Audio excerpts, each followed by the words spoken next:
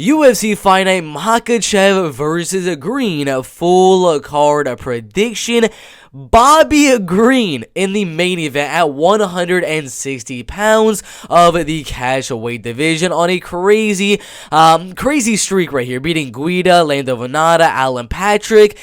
He probably beat Thiago Moises, then he had a very, very close fight with Ziam, knocking out Ale Quinta, and then dominating Nasrat Haqparas. Now, he's fighting Islam Makhachev, who, if I'm remembering correctly, as of right now in the UFC lightweight division, is at number 4 or at number 5 on those rankings. Is that number 4 right there? Maybe 1 or 2 fights away from a title fight. And we got Bobby Green coming in on short notice, taking the place of Benil Dariush. We also have Misha Sturganov, Wellington Sherman at middleweight, Ji-Young Kim and Priscila Kachkoeda at flyweight, Joel Alvarez and Armen Tsarukyan, 2 rising contenders of the lightweight division, very young in their careers, only 28 and 25 years old. That's one you definitely gotta watch. Armen Petrosyan and then Gregory Rodrigues. We got one of the youngest UFC fighters in Zhu Rong taking on Ignacio Bahamondes,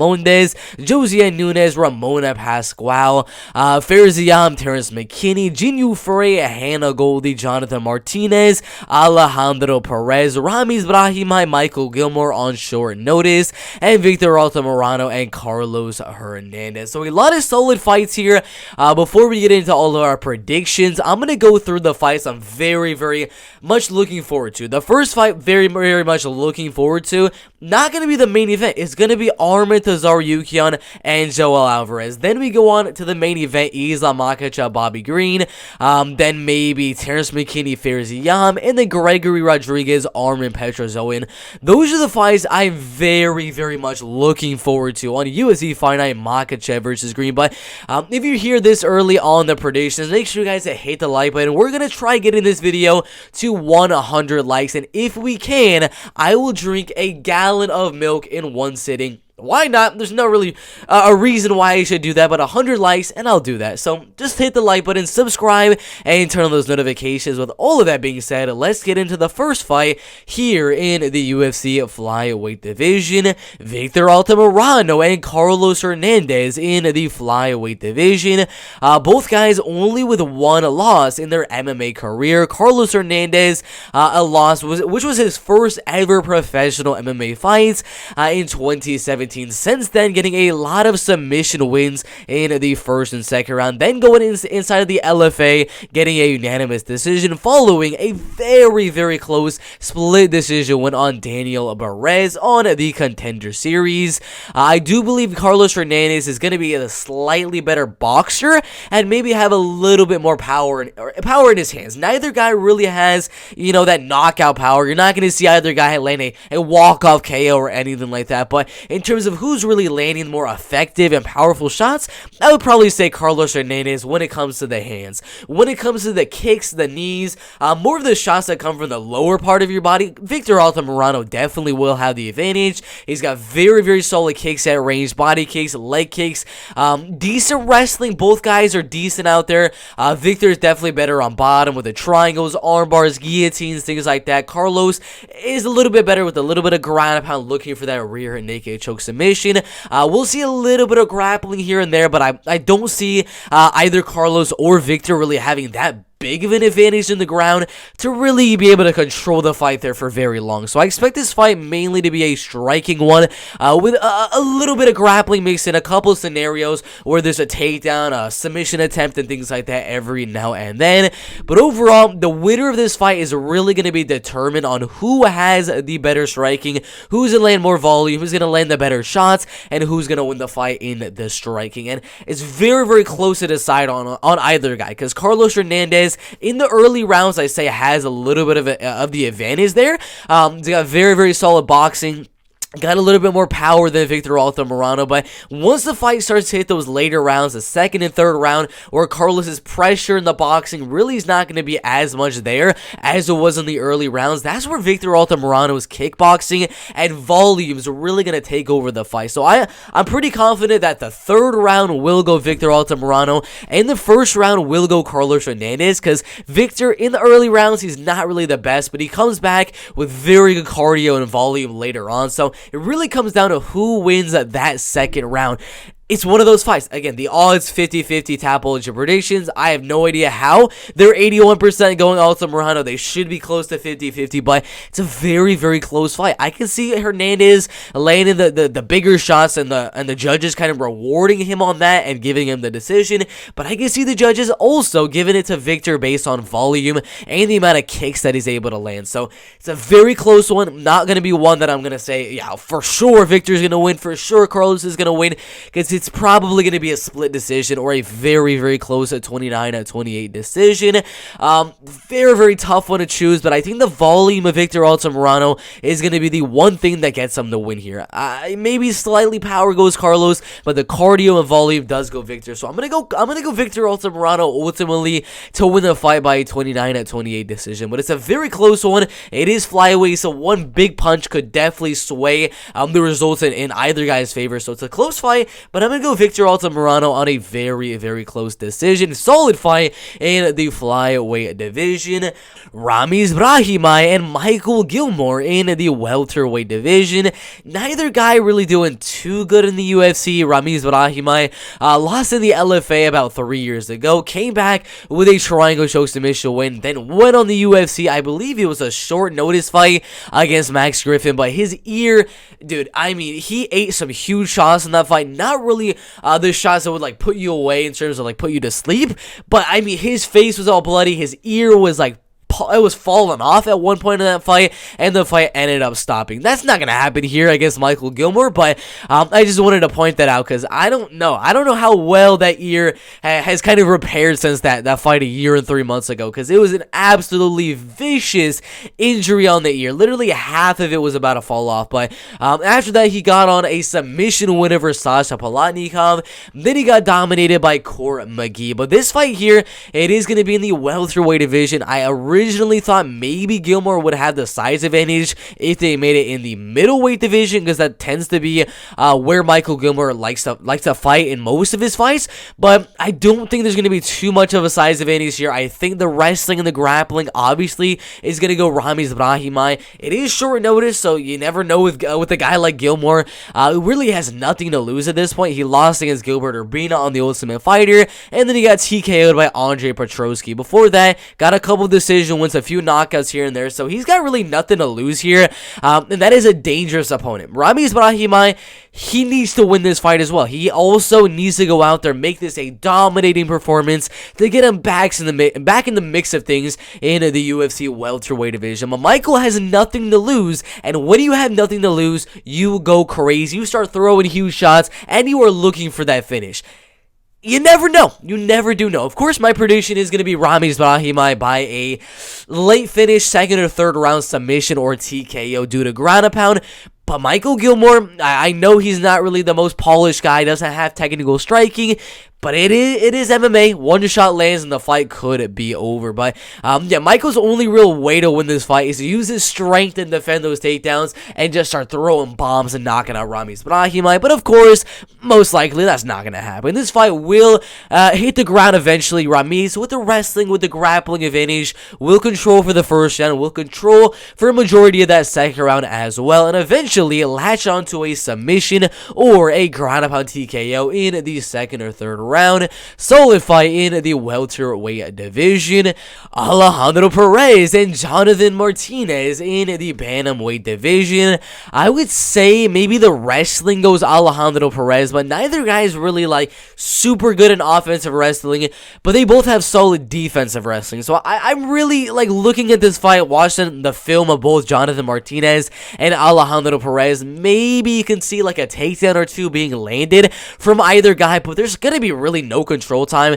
The times Alejandro has been taken down and the times Jonathan Martinez has been taken down, they really weren't held there for a long period of time. So I do expect this fight mainly to be a striking one because neither guy has that considerably good wrestling offense, and neither guy really has that bad of wrestling defense. So this should be a striking fight. Jonathan Martinez is going to be the taller guy as well as the lengthier guy. In reach is going to be 2.5, and then in height is going to be about 2 inches. So he could play the game of just kind of staying at range, having Alejandro pressure him, and he's just going to be jabbing, popping him up, 1-2, and leg kicking and body kicking, and just staying at range and winning a point striking decision. That would be the game plan for Jonathan Martinez. If I was Jonathan Martinez's coach, that would be the exact game plan I would tell him to do, and he's done very, very well of doing that. I mean, every now and then, if his opponent gets a little bit too pressuring and comes forward like that, he does have the ability to get the knockout, not with his hands, but with the knees. We saw him land the flying knee in the 3rd round on Frankie Saenz, as Frankie was just coming forward, trying to put on that pressure. We saw Ping Liu go out there in the 3rd round, start to come on with that pressure, then he got caught with the knee. So I'm not going to say this is going to be like 100% the fight goes to a decision, because there is that possibility of Jonathan Martinez in those later rounds catching Alejandro Perez as he's coming in with another knee.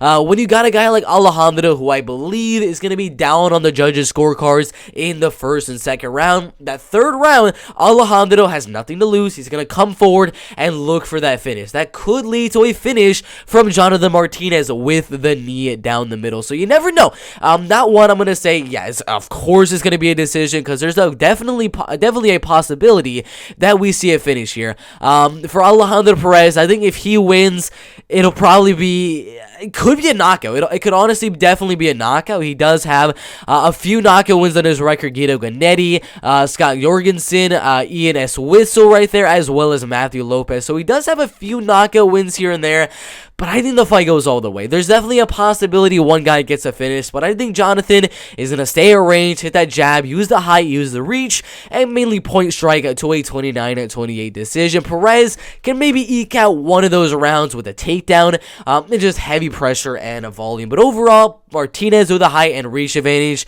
and is most likely going to have the volume advantage as well, as Alejandro is going to be eating a lot of shots coming in with that pressure. So Jonathan Martinez by unanimous decision. Solid fight in the bantamweight division. Jinh Frey and Hannah Goldy in the women's strawweight division. Very, very low level women's strawweights right here. Hannah Goldy, she had one win on the Contender Series by unanimous decision. Then she beat Emily Whitmire, who does have a losing record. You see right there, 4 wins and 5 losses, losing to Miranda Granger by unanimous decision, as well as Diana Belbita by a unanimous decision. So against low-level competition, yeah, she's going out there looking pretty impressive, looking really good with the strikes on the feet, landing some powerful shots, taking them down, getting the TKO, submission, whatever the case may be. But Jinh Frey, she is pretty low-level fighter in my opinion in the women's strawweight division, but she's definitely going to have the height advantage. She's going to have, not the height advantage, she's going to have the reach advantage by 4 inches, of the height being very, very even. Hannah's only real way of winning the fight is to get a finish early. I don't think she's going to have the cardio advantage. She's not going to have the wrestling advantage. She's not going to have the grappling advantage, and she's not going to have the advantage later on as the fight goes. So I believe Hannah Goldy, if she wants to go out there and win this fight, she needs to go out there with a sense of urgency. Do not care about your cardio. Go out there early on in the fight and look for a finish, because I assure you, if maybe she wins the 1st round and she does not get to finish, those later rounds, Jinh Frey is going to take Hannah Goldy down, and she's going to destroy her with the grappling and the ground and pound in the 2nd and 3rd round.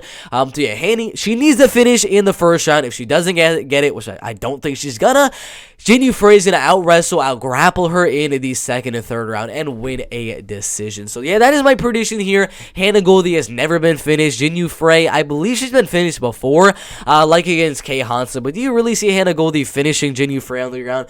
I really don't think so. I do think the fight goes all the way. 1st round, and Hannah's going to go out there, land some really good shots on the feet. It's going to look like, oh my god, Hannah is so good. better cardio is going to drain her, the big muscles. She's not going to really be able to hold that for the second and third round, and she's going to start to fatigue, and that's where Jinh Frey is going to come back and win the second and third round. So I got Jinh Frey winning this fight by a decision, 29-28 on the judges' scorecards. Terrance McKinney and Ziam in the lightweight division.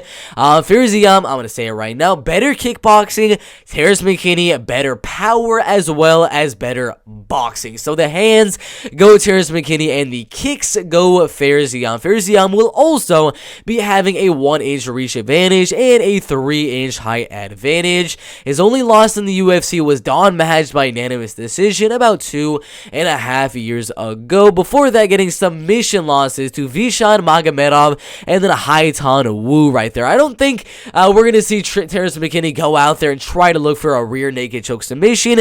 I mean, his last 4 wins, every single one of them has been a first round TKO.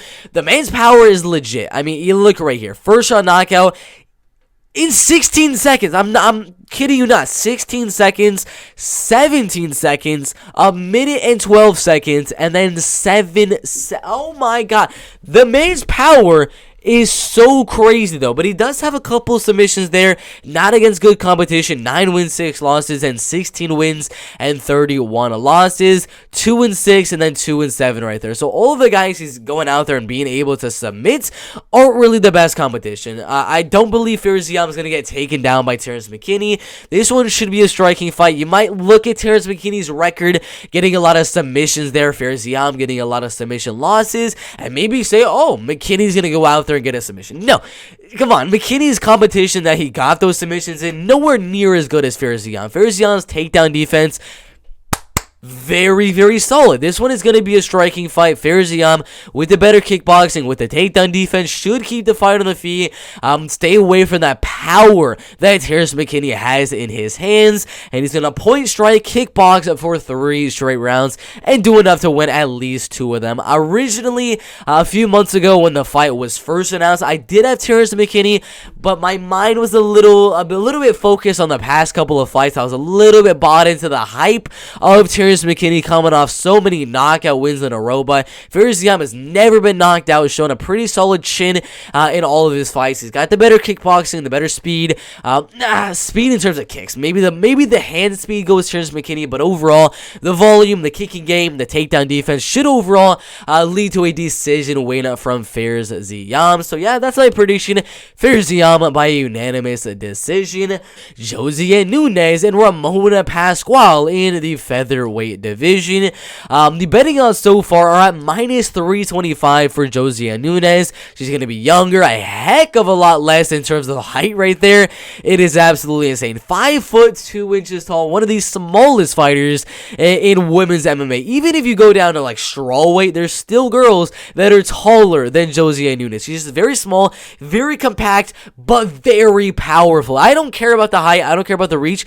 She has some legit power, and even with that power right there, she still has the reach. I did say I don't really care about the reach, but oh my god, for being 5 foot 2 inches tall, she's got a 67-inch reach. That is very, very solid. And that really allows for her not to have to overextend on her punches, but she can land her power shots at range as well. So I do believe this fight with Ramona Pascual, Ramona, she's in for a rude awakening here. She's coming in on short notice after, I believe, 2 opponents of Josiane Nunes did withdraw. Yan and Wu ended up withdrawing from the fight, as well as Gonzalez Araneda right there. 13 wins and 5 losses. She just withdrew as well. I'm really not too sure why. And now we got Ramona Pascual. I believe Ramona Pascual, maybe she can get in the UFC someday and have a decent career here, but overall, this is not a good debut by any means. She's got power in her hands. She's got decent submission game as well. First round knockout win, first round submission win, knockout win, knockout win, knockout win. I don't care. I really do not care. This fight is going to stay on the feet, and Josiane Nunes has probably as much power as Amanda Nunes. You might think I'm joking, but Josiane Nunes' power is absolutely insane. 5 knockout wins in a row. These ones could also be knockout wins. We're really not too sure. So the power of Josiane Nunes, it should get her the win. Come on, guys. Josiane Nunes should win the fight by knockout right here in the first or second round. A really good fight in the featherweight division. Ignacio Bahamondes and Rong in the lightweight division. Ignacio, better kickboxing, better speed, better volume, better cardio.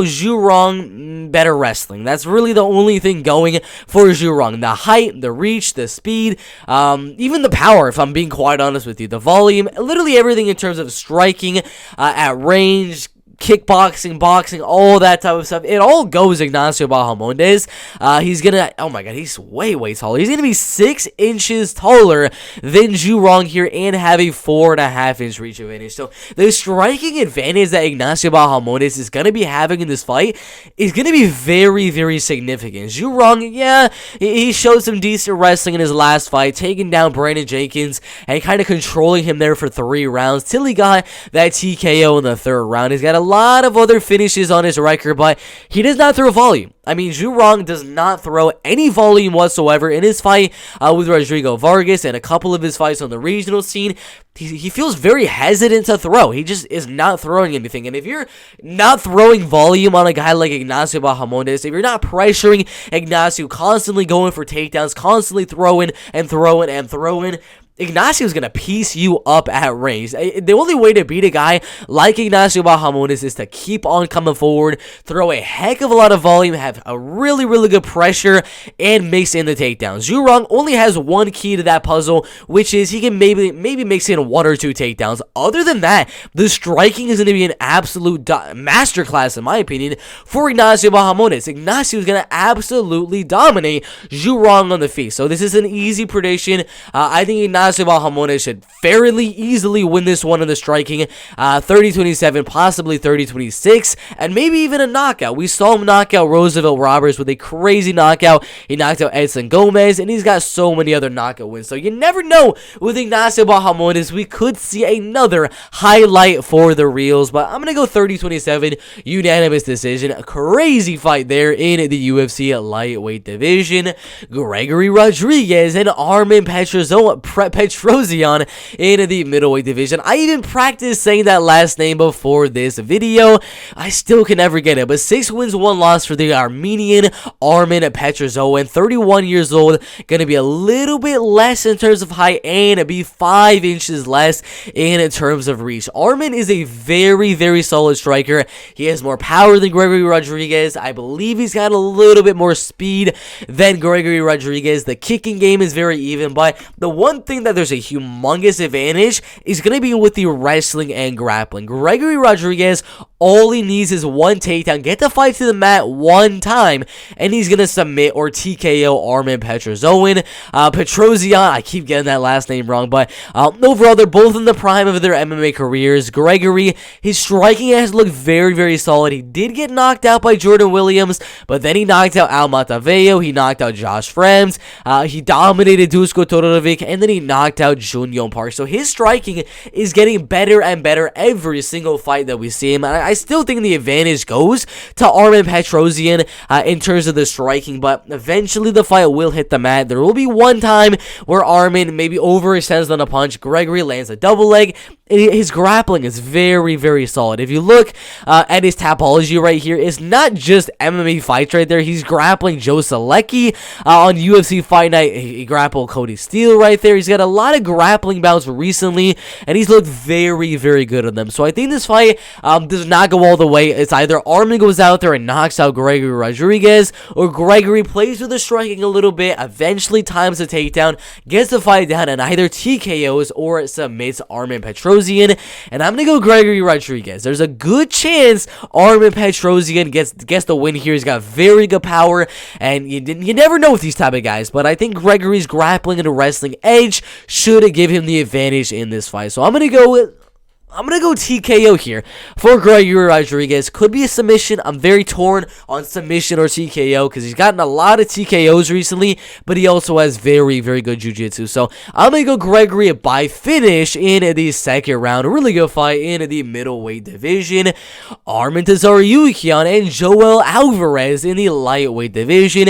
If you guys remember, maybe 3 or 4 months ago, I did an early prediction for Joel Alvarez and Armen Tsarukyan.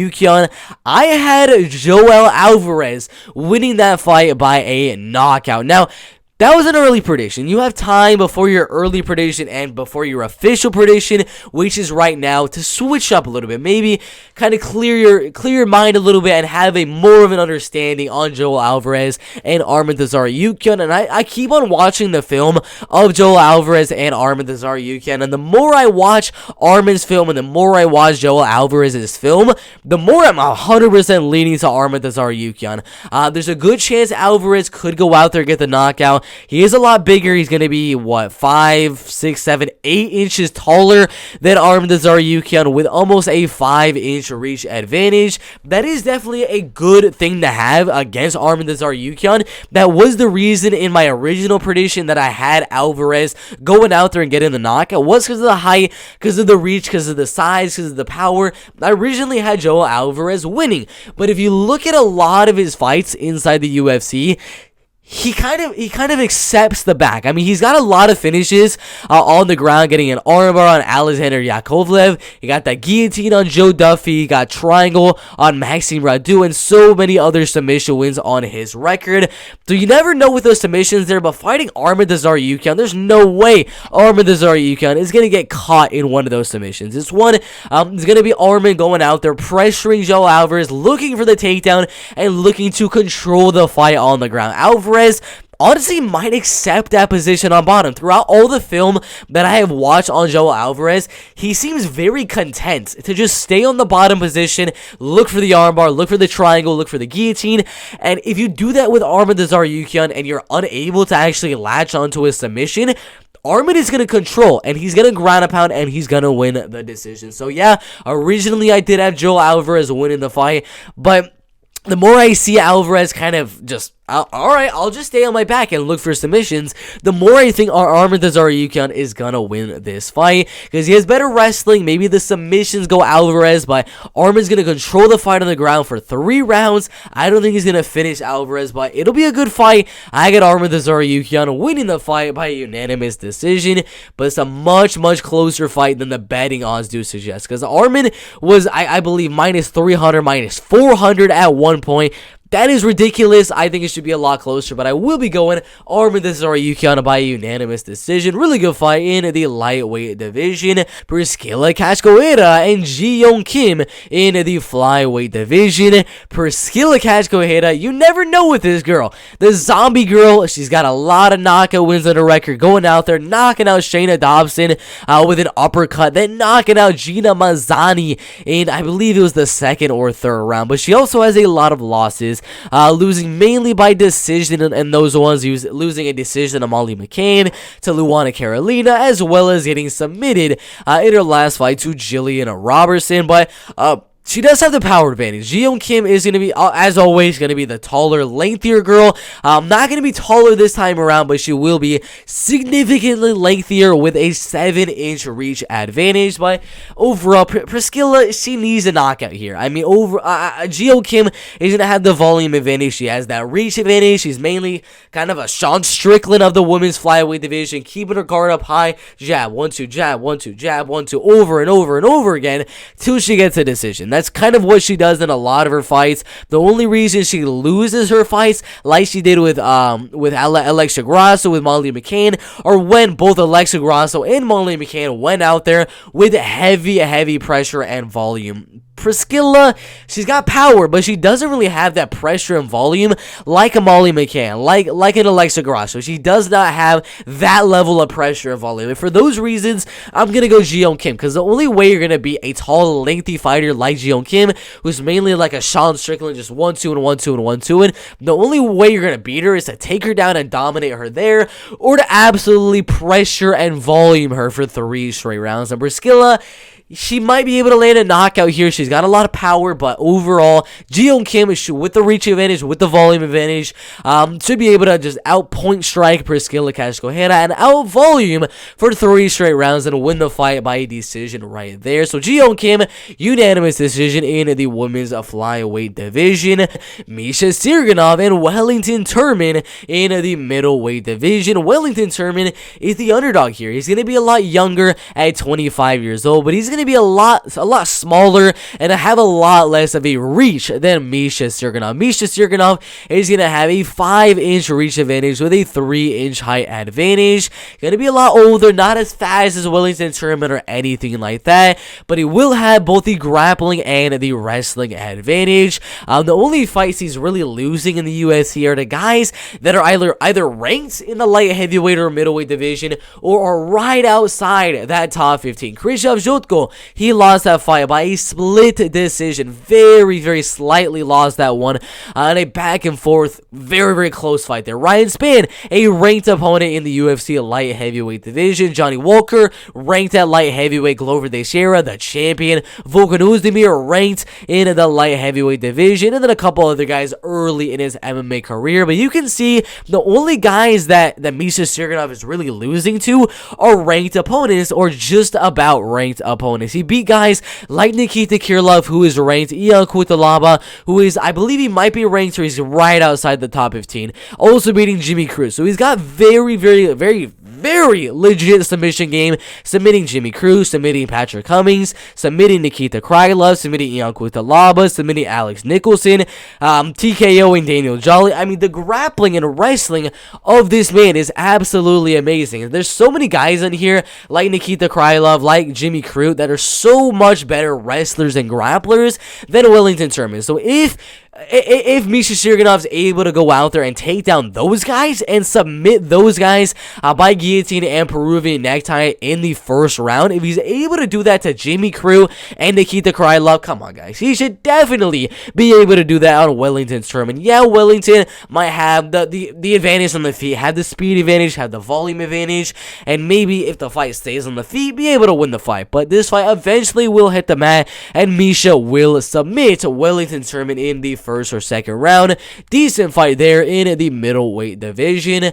Islam Makhachev and Bobby Green in the 160-pound catchweight division. Now, the reason it's a catchweight fight is not a lightweight fight, it's not a welterweight fight, is because it is on short notice. Originally, we had Islam versus Beneil Dariush. I would have gone Islam Makhachev to win the fight by a submission in the 3rd or 4th round. That was my prediction for Beneil Dariush and Islam Makhachev, but now he's fighting Bobby Green on short notice. Obviously, Islam is going to be the fresher fighter. He's going to have a full camp, mainly like regarding the wrestling and grappling. Bobby Green took that Nasrat Haqparast fight on short notice. Now he's taking this fight as well on short notice. So I think there's a good chance that Bobby Green goes out there and he's taking a fight with Islam Makhachev on short notice. He's taking the fight with Nasrat Haqparast on short notice. He's taking so many fights on short notice. It is absolutely insane. Bobby King Green, he is definitely a king, taking all of these fights on short notice. What else can you do but respect Bobby Green? That is absolutely amazing. The height is absolutely even. The reach is very, very even. The age does go Islam Makhachev, but come on, guys. You came here for a prediction for Islam Makhachev and Bobby Green. You guys know exactly what I'm going to say. Islam's a better wrestler. He's a better grappler. His striking, honestly, is also very, very solid. Very good defensive striking and counter punching. Yeah, Bobby Green might have a little bit more volume on the feet and things like that, but if you're fighting like a Russian, like Islam Makhachev, like Khabib Nurmagomedov, one of those guys, the only way you're really going to beat them is if you knock them out. That's literally the only way, in my opinion, you're going to beat Khabib Nurmagomedov. If you're going to beat Islam Makhachev, you need to go out there and knock them out. That's the only way Islam has lost, has been by knockout. Bobby Green is not that guy. 29 wins, 12 losses, and 1 draw. He got a knockout win on Ale Quinta, but that was Ale Quinta. And before that, 4 decision wins, 5 decision wins. 6 decision wins, 7 decision wins. The last time he's gotten a knockout win was 2013 against James Cross right there. That knockout win, as well as Ale Quinto, was very, very old, and that was kind of his retirement fight. Those are the only times Bobby Green has went out there and got the knockout. He's mainly looking to land volume and get a unanimous decision. That's what he did in the Nasrat Hakparas fight. That's what he did against Guida, Lando Venata, and Alan Patrick. So, of course, I do not expect to finish here. This one, I don't expect the finish from Bobby Green. I do expect a finish from Islam Makhachev. He's got the better wrestling. He's got the better grappling. And I don't think he's going to be a first-round finish. Bobby Green is a tough blanker. I'm not going to say that on YouTube, but Islam should be able to go out there and submit Bobby Green in the second or third round. Bobby will survive the first round because he wants to make it look like he's a little bit better than Dan Hooker by surviving a little bit longer than Dan Hooker did. So I think he survives the first, but Islam, that grappling, that wrestling, that jiu-jitsu, is unlike anyone else, maybe Charles Oliveira, but that's for another discussion. But yeah, Islam Makhachev should win the fight by submission in the second or third round. Solid fight in the main event of the lightweight welterweight division, whatever the case may be. Yeah, guys, that is my full card prediction for UFC Fight Night Makhachev versus Green. I got Islam Makhachev winning by a submission, Misha Sirganov winning by a submission, Ji Young Kim by a decision, Armen Tsarukyan by a decision, Gregory Rodrigues by submission or by ground and pound TKO, Ignacio Bahamondes by unanimous decision, Josiane Nunes by knockout, Ziam by a decision, Frey by a decision, Jonathan Martinez by a decision, Ramiz Brahimaj by TKO or by a submission, and the Victor Altamirano by a decision. Those are the full card predictions for UFC Fight Night Makhachev versus Green. If you guys liked the video, of course, make sure you guys hit the like button. We're trying to get this video to at least 100 likes. I would greatly appreciate it. And also, if we get the video to 100 likes, I will drink a full gallon of milk in one sitting on a live stream. So if you want to see that, hit the like button, subscribe, and turn on those notifications. And we'll see you in the next video. Let's go.